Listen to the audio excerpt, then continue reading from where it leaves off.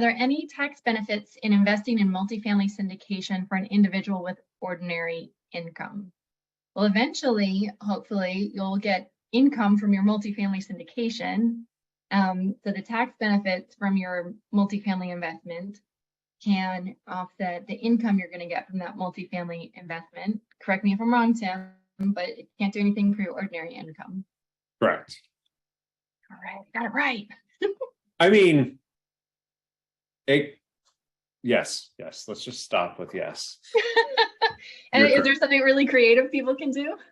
No, I mean, if you have, so let's say you only have, let's put this in a bubble and say you have one, passive investment. You've got a rental property that you bought 100% and it's a dog and you lose your shorts on the sale. That in a year of sale, if that's the, only activity that you have and you didn't group it with other passive activities, that converts to ordinary income.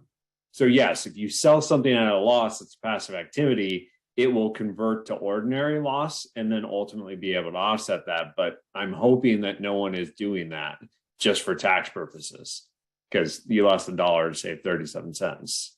Yeah. No, there's better things you can do.